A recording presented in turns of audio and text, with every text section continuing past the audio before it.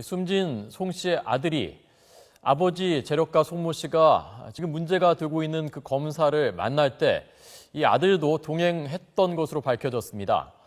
그리고 아버지 송 씨가 생전에 검찰 수사를 받은 적이 있었는데 이 수사를 받는 기간에도 이 검사에게 돈을 준 정황도 파악됐습니다. 자세히 알아보겠습니다. 김주영 기자.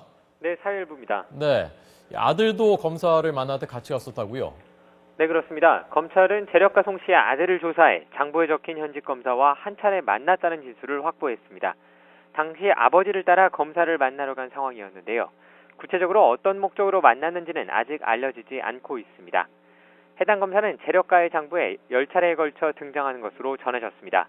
함께 적힌 금액만 1,780만 원이나 됐는데요.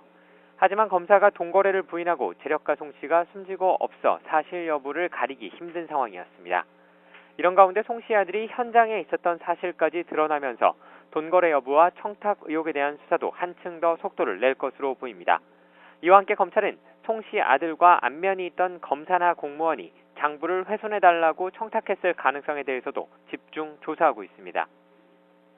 네. 자, 이 문제가 된 검사가 그 재력가 송 씨의 수사와 재판에 영향을 주었을 수도 있다는 정황도 포착됐다면서요? 네, 그렇습니다. 검찰은 송 씨가 검찰 수사를 받고 재판이 진행되는 동안 현직 검사에게 돈을 준 정황을 확인했습니다. 지난 2005년 재력가 송 씨는 사기 혐의로 고소돼 검찰 수사를 받고 있었습니다. 당시 해당 검사는 서울 남부지방검찰청에 근무하고 있었습니다. 그런데 송 씨의 장부에는 2005년에만 5차례에 걸쳐 검사에게 500여만 원을 준 것으로 기록됐습니다. 이후 재판이 진행되는 기간에도 검사의 이름과 함께 400만 원을 건넸다는 기록이 확인됐습니다. 이에 따라 송 씨와 검사 사이에 수상한 거래가 있었던 것이 아니냐는 의혹이 더욱 커지고 있습니다. 검찰은 금품 수수 의혹이 짙어지고 있는 만큼 본인과 주변 인물에 대해 철저히 조사하고 있습니다.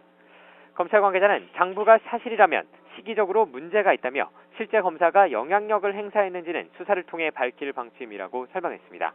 지금까지 사일부에서 YTN 김주영입니다.